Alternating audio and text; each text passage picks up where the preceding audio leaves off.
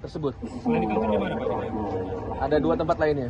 Hasil Pak, hasil kita Hasilnya nanti kita sampaikan berikutnya. dugaan pidananya apa? Ribuan bahkan jutaan tenaga medis dan tenaga kesehatan di seluruh Indonesia, kita sama-sama menyatukannya.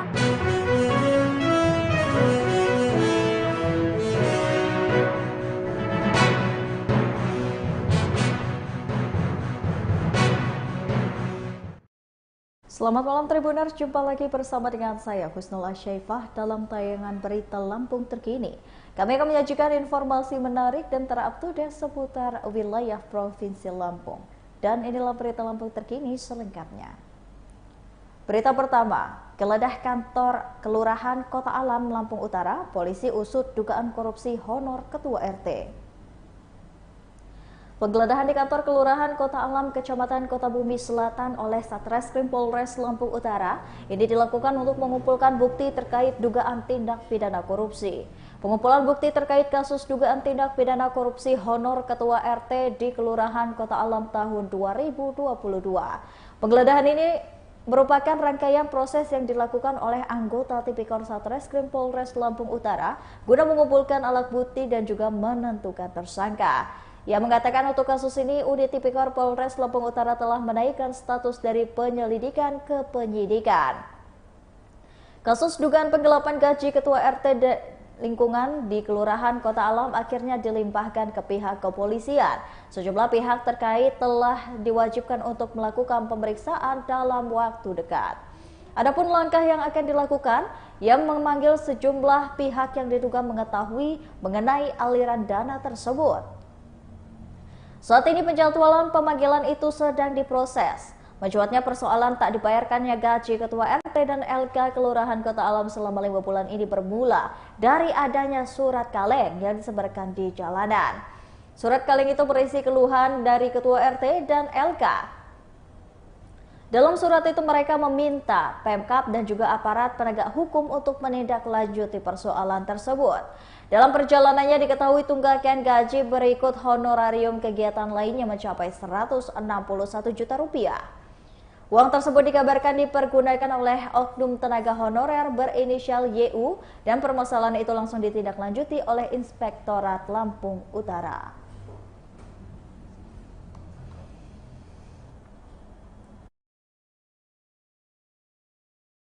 Selain di kantor di mana Pak? Ada 2 tempat lainnya. Hasil Pak, hasil kita Hasilnya nanti kita sampaikan berikutnya. dugaan pidananya apa? Undang-undang Tipikor, dugaan tindak pidana korupsi Tipikor. Dana apa itu Pak? Anggaran berapa Pak? Tahun 2022. Bang, dokumen yang masih cabang? Ada beberapa nanti disampaikan ya. Oke Bang.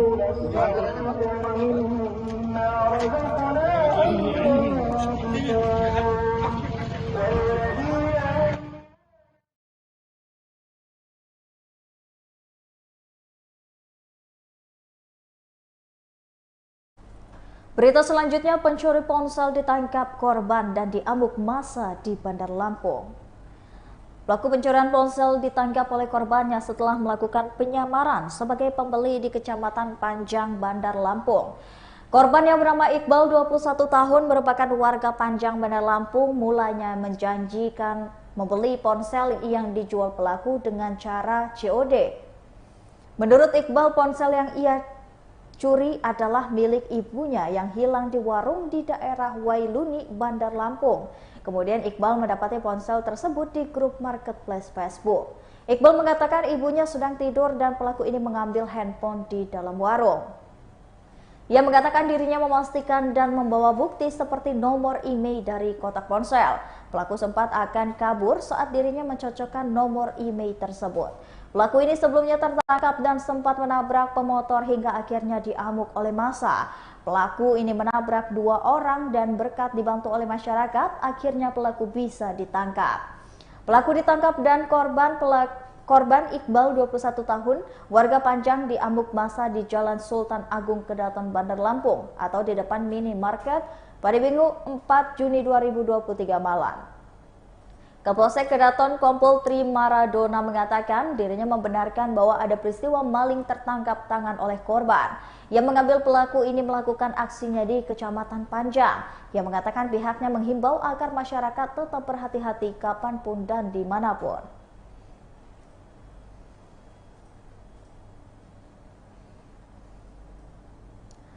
"33 bidan Lampung demonstrasi tolak RUU Kesehatan Omnibus Law di Jakarta."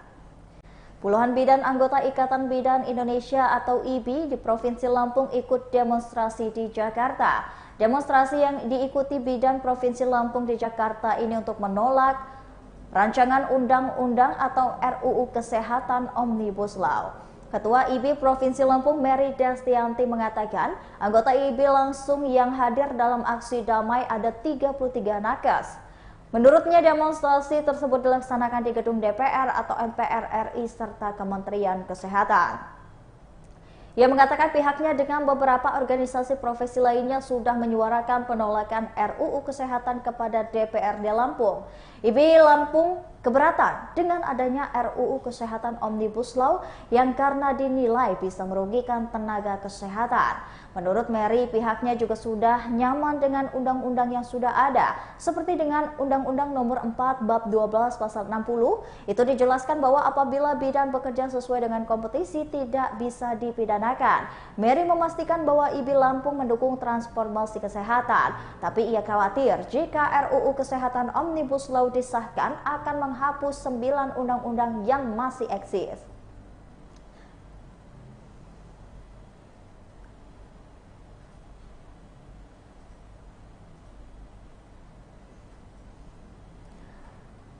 Kementerian Sosial jemput warga Mesuji yang mengidap tumor mulut dan buta permanen. Kementerian Sosial atau Kemensos Direktorat Rehabilitasi Sosial Penyandang Disabilitas dan Sentra Wiyata Guna Bandung menjemput penderita tumor mulut dan buta permanen untuk dilakukan pengobatan. Penjemputan dilakukan di Rumah Sakit Umum Daerah Raga Begawe Ceram Senin 5 Juni 2023. Kepala Bidang Rehabilitasi Sosial Dinas Sosial Mesuji Marhaki mengatakan, 2 warga itu berasal dari Dusun Tebing Tinggi, Desa Tulang Batu, Kecamatan Mesuji Timur, Kabupaten Mesuji. Marhaki menyebutkan Agustini yang merupakan penderita tumor mulut akan dibawa ke RSUP Muhammad Husin Palembang. Sedangkan Eliana yang mengalami kebutaan permanen ini dirujuk ke Rumah Sakit Mata Binar Palembang. Sebelum dibawa ke RSUP Muhammad Husin Palembang, ini dilakukan pengurusan rujukan dari Puskesmas Margo Jadi dan RSUD Raga Begawi Caram. Marhaki menyebutkan 2 warga yang menderita ini sudah memiliki BPJS Kesehatan. Dijelaskan Marhakim, pihaknya mengetahui ada 2 warga yang menderita penyakit tumor mulut dan buta permanen saat PJ Bupati Mesuji Sulpakar melakukan kunjungan kerja di Dusun Tebing. Saat itu PJ Bupati Mesuji menemukan 2 warga tersebut dan memerintahkan untuk dilakukan penanganan. Sampai akhir pihak Kemensos menerima laporan 2 warga di Mesuji menderita penyakit tumor mulut dan buta permanen ini. Ditambahkan Marhakim atas laporan itu Kemensos datang ke Kabupaten Mesuji untuk menjemput 2 warga tersebut. Hari Sabtu ya kita ke Mesuji, kita malam dan terus di hari Minggu kita melakukan kunjungan rumah ke keluarga Ibu Eliana dan keluarga Ibu Agustini terkait dengan berita viral yang ada di online ya. Sehingga kita dari Kementerian Sosial khususnya dari Direktorat Rehabilitasi Sosial Penyandang Disabilitas dan Sentra Wiyata Guna melakukan respon cepat atau respon kasus untuk penanganan penyakit dari yang diderita oleh Ibu Eliana dan Ibu Agustini, di mana penyakit yang mereka alami ini sudah cukup lama.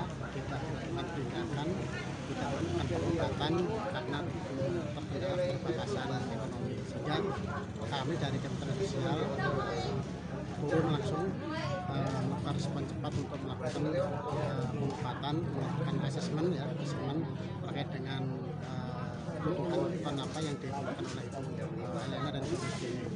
Sehingga pada hari ini kita membawa Ibu Agustini dan Ibu Aliana ke Rumah Sakit Umum Daerah Mesuji dan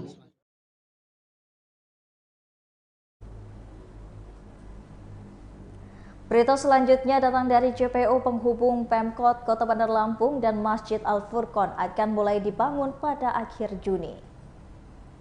Jembatan penyeberangan orang atau JPO penghubung Pemkot Bandar Lampung dengan Masjid Al-Furqon akan dibangun akhir Juni 2023.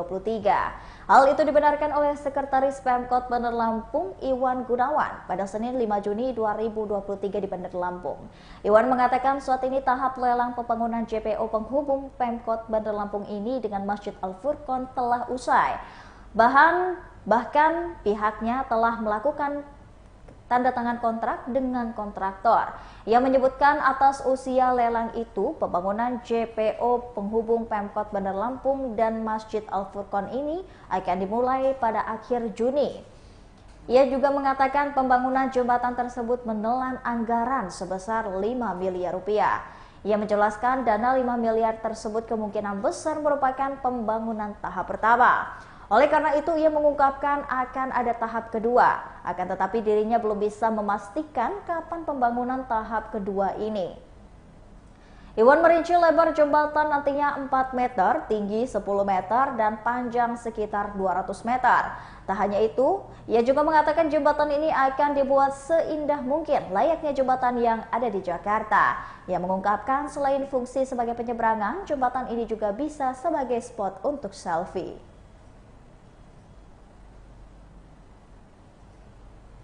Berita selanjutnya datang dari Sogo yang memberikan promo diskon hingga 50% dan undian berhadiah Alphard. Sogo Branded Store Lampung kembali menghadirkan promo menarik, yakni promo potongan harga yang berlangsung hingga 30 Juni 2023. Owner Sogo Branded Store Lampung Sofian Lim mengatakan promo diskon ini hingga 50% untuk pembelian produk Lois, Emba, dan Cardinal. Kemudian produk Gabriel diskon hingga 30%, sedangkan Brillinger, Lia, MG, dan Bangkok didiskon hingga 20%. Selain itu ada juga promo hadiah langsung, diantaranya belanja Lois minimal 500.000 mendapatkan shawl. Lalu beli produk Levi's mulai dari 1,5 juta mendapatkan custom charger. Belanja Brillinger minimal 2 juta mendapatkan sling bag. Belanja Cardinal minimal 500.000 mendapatkan tote bag. Jika belanja Cardinal minimal 1,5 juta mendapatkan travel bag. Konsumen yang berbelanja Cardinal minimal 500.000 juga berkesempatan mengikuti undian berhadiah dengan hadiah utama 1 unit mobil Toyota Alphard. Jika tidak ingin ketinggalan promonya, langsung saja datang ke Sogo Branded Store yang ada di Jalan Raden Intan nomor 99 Bandar Lampung. Buka setiap hari mulai dari Senin sampai dengan Sabtu jam 8 pagi sampai dengan jam 8 malam.